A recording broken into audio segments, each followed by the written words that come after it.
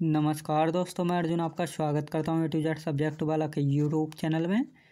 दोस्तों आज मैं आपके लिए लेकर आया हूँ इतिहास के टॉप 100 प्रश्न जो वेरी मोस्ट इम्पोर्टेंट क्वेश्चन है सभी परीक्षाओं के लिए और सभी परीक्षाओं में बार बार रिपीट किए गए क्वेश्चन है। तो दोस्तों वीडियो को अंत तक जरूर देखना ताकि सभी क्वेश्चन आपको आसानी से याद हो जाएँ।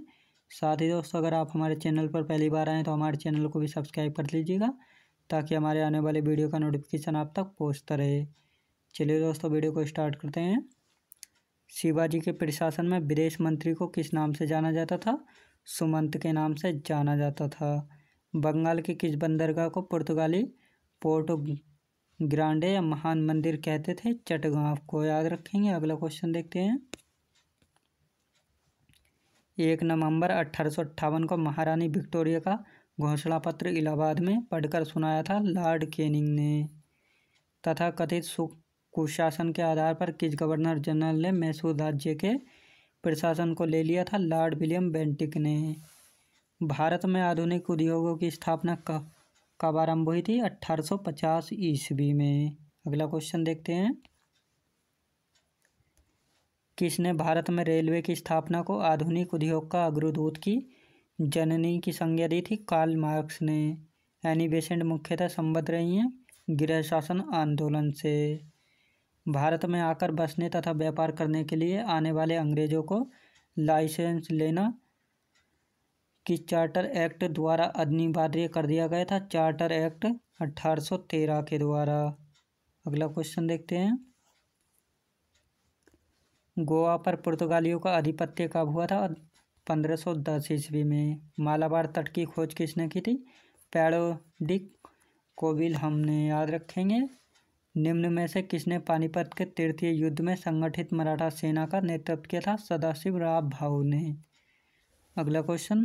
14 जुलाई 1942 को कांग्रेस कार्य समिति द्वारा भारत छोड़ो आंदोलन का प्रस्ताव कहाँ पारित किया गया? वर्धा में। याद रखेंगे दोस्तों, वर्धा में। अगला क्वेश्चन देखते हैं। नेहरू रिपोर्ट किसने तैयार की थी? मोतीलाल नेहरू ने। 1928 ईस्वी में साइमन कमीशन भारत में किस उद्देश्य से आया था? प्रशासनिक सुधार पर विचार के लिए। 8 अगस्त 1942 में कांग्रेस ने भारत छोड़ो आंदोलन कहाँ से प्रारंभ किया था? बम्बई से। याद रखेंगे दोस्तों। अगला क्वेश्चन देखते हैं। भारत छोड़ो आंदोलन किसकी प्रक्रिया में प्रारंभ किया गया? क्रिप्स प्रस्ताव के द्वारा। साइमन कमीशन आयोग नियुक्त किया गया था 1927 ईस्वी में। फ़कीह खान की उपाधि से सम्मानित किया गया था? खान अब्दुल गफ्फार खान को। अगला क्वेश्चन देखते हैं। दक्षिण अफ्रीका में रहने की अवधि में महात्मा गांधी ने निम्न में से जिस पत्रिका का प्रकाशन किया था उसका नाम था इंडियन ओपिनियन। विनायक दामोदर सावरकर ने मित्र मेला संघ की शुरुआत कब की थी? 1891 में। किस मुगल सम्राट के बारे में यह कथन कहा कि वह अंतिम मुगल बादशाह था जिसके संबंध में कुछ अच्छे शब्द कहे जा सकते हैं? बहादुर शाह प्रथम के। याद रखेंगे दोस्तों, बहादुर शाह प्रथम। अगला क्वेश्चन देखते हैं। वेद समाज जिसे दक्षिण भारत का ब्रह्म समाज कहा जाता है की स्थापना किसने की थी? श्री धरालू नायडू ने। आर्य समाज के संस्थापक दयानंद सरस्वती के गुरु कौन थे? बिरजानंद स्वामी थे।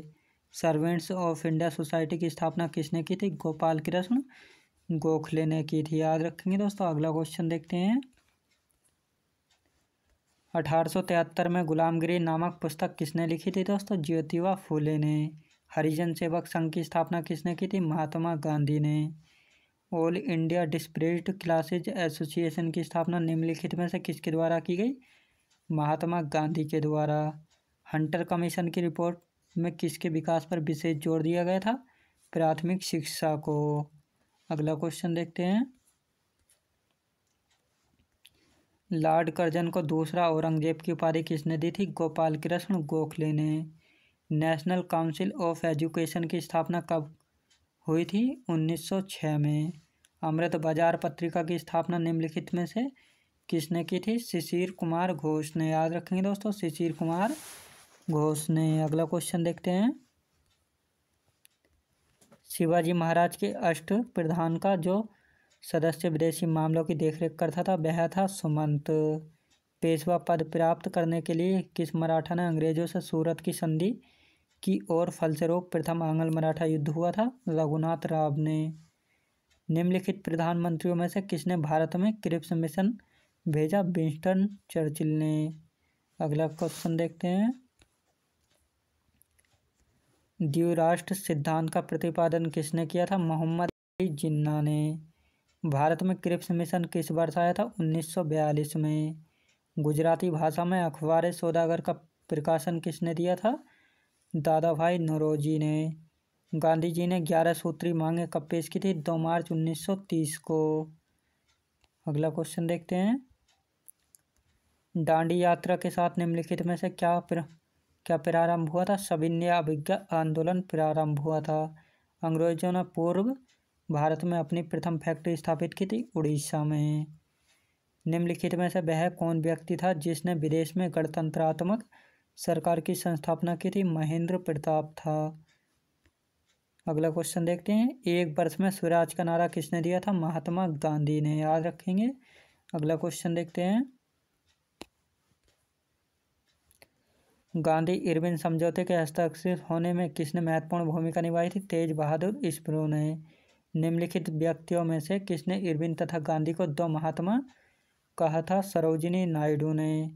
बंग भंग के लागू होने की तिथि को किसके सुझाव पर राखी दिवस के रूप में मनाया गया? रविंद्रनाथ टैगोर के सुझाव पर। अगला क्वेश्चन देखते हैं। बंग भंग के बाद कौन सा आंदोलन शुरू हुआ था? स्वदेशी आंदोलन। सलवाई की संधि किस युद्ध से संबंधित है? प्रथम आंग्ल मराठा युद्ध से। रॉबर्ट क्लाइव और मुगल बादशाह शाह आलम द्वितीय के बीच इलाहाबाद की संधि कब हुई थी? 1765 ईस्वी में। गांधी जी की मृत्यु पर किसने कहा था हमारे जीवन से प्रकाश चला गया? जवाहरलाल नेहरू ने। याद रखेंगे दोस्तों। अगला क्वेश्चन देखते हैं। किसे भारत में पुर्तगाली साम्राज्य का वास्तविक संस्थापक कहा जाता था? अल्फांसो डी अल्बुकर्क को। लॉर्ड वेलेस्ली की सहायक संधि को स्वीकार करने वाला पहला मराठा सरदार था पेशवा बाजीराव द्वितीय। नील कृषकों की दुर्दशा पर लिखी गई पुस्तक नील दर्पण के लेखक कौन थे? दीनबंधु मित्र। याद रखेंगे दोस्तों। दीनबंधु मित्र। अगला क्वेश्चन देखते हैं। किसने यह विचार किया था कि भारत में ब्रिटिश आर्थिक नीति घिनौनी है? कार्ल मार्क्स ने। अंग्रेजी शासनकाल में भारत का कौन सा क्षेत्र अफीम उत्पादन के लिए प्रसिद्ध था? बिहार राज्य। प्रथम आंग्ल मराठा युद्ध कौन सी संधि द्वारा समाप्त हुआ था? सलवाई की संधि के द्वारा। अगला क्वेश्चन देखते हैं। शिवाजी के प्रशासन में विदेश मंत्री को किस नाम से जाना जाता था? सुमंत के नाम से। 1854 में डलहौजी द्वारा शुरू गई डाक अधिनियम किसके समय में सैनिकों को दी जाने वाली निःशुल्क डाक सुविधा समाप्त कर दी गई? लॉर्ड कैनिंग के शासनकाल में। याद रखेंगे दोस्तों। अगला क्वेश्चन देखते हैं। प्रसिद्ध उर्दू शायर गालिब जिन्होंने 1857 के विद्रोह को स्वयं अपनी आंखों से देखा, इनका जन्म 1796 में कहाँ पर हुआ था? आगरा में। 1857 के विद्रोह के समय भारत का गवर्नर जनरल कौन था? Lord Canning. 1857 की क्रांति का प्रमुख कारण क्या था? ब्रिटिश साम्राज्य की नीति था। याद रखेंगे दोस्तों। ब्रिटिश साम्राज्य की नीति। अगला क्वेश्चन देखते हैं। निम्नलिखित में से किस यूरोपीय ने भारत में सबसे पहला अपना व्यापार फैलाया और प्रभावित किया था? पुर्तगाली ने। प्रशासनिक अव्यवस्था के आधार पर डलहौजी ने किस राज्य को ब्रिटिश साम्राज्य में मिलाया था? अवध को। भारत में आधुनिक शिक्षा प्रणाली की नींव किससे पड़ी थी? 1835 के मैकाले के मिनट से। याद रखेंगे दोस्तों। अगला क्वेश्चन देखते हैं। विजय पत्र किसकी कृति है? गुरु गोविंद सिंह जी की। निम्न में से किसने पानीपत के तृतीय युद्ध में संगठित मराठा सेना का नेतृत्व किया था? सदाशिव राव ने। शिवाजी महाराज ने मुगलों को किस संधि के द्वारा किलों को हस्तांतरित किया था? पुरंदर की संधि के द्वारा। अगला क्वेश्चन देखते हैं। पानीपत की तीसरी लड़ाई 1761 में किनके बीच हुई थी? पेशवा बाजीराव द्वितीय और अहमद शाह अब्दाली के बीच। अष्टप्रधान मंत्रिपरिषद किस शासक के शासनकाल में थी? शिवाजी महाराज के।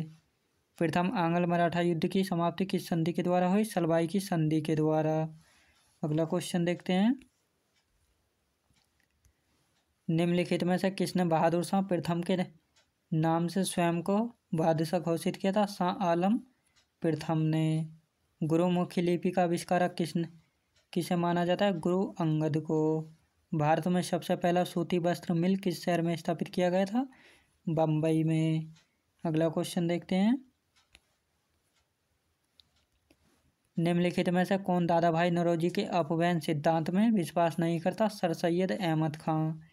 जिस समय 1761 में पानीपत की तीसरी लड़ाई में अहमद शाह अब्दाली ने मराठों को हराया, उस समय दिल्ली का शासक कौन था? शाह आलम। डलहौजी ने गोद लेने की प्रथा का निषेध करते हुए सर्वप्रथम किस राज्य को निशाना बनाया? सतारा को। अगला क्वेश्चन देखते हैं। बेगम हजरत महल ने 1857 के विद्रोह का नेतृत्व निम्नलिखित में से किस शहर से किया था? लखनऊ से। वह पुर्तगाली कौन था जिसने गोवा पर अधिकार किया था? Alphonso de Albuquerque. सुगोली की संधि किनके बीच संपन्न हुई थी? ईस्ट इंडिया कंपनी और नेपाल के बीच। अगला क्वेश्चन देखते हैं। हड़प नीति के अंतर्गत कौन से भारतीय राज्य कब्जे गए थे? झांसी, नागपुर और सतारा। वोडेयार कहाँ के शासक थे? मैसूर रियासत के। मोहम्मद बिन तुगलक के बाद दिल्ली सल्तनत का शासक कौन बना था? फिरोज तुगलक। खलीफा ने किस शासक को कासिम अमीर उल मोमिनीन की उपाधि दी थी? फिरोज शाह तुगलक को। अगला क्वेश्चन देखते हैं। ब्राह्मणों पर जजिया कर लगाने वाला प्रथम मुस्लिम शासक कौन था? फिरोज शाह तुगलक। फिरोज शाह तुगलक ने कितने नए नगरों की स्थापना की थी? 300 नगरों की। दासों की देखरेख के लिए फिरोज शाह तुगलक ने किस नए विभाग की स्थापना की थी? दीवाने बंदगान की। फिरोज शाह तुगलक की मृत्यु कब हुई थी? 1388 ईस्वी में। अगला क्वेश्चन देखते हैं। तुगलक वंश का अंतिम शासक कौन था? नसीरुद्दीन महमूद तुगलक था।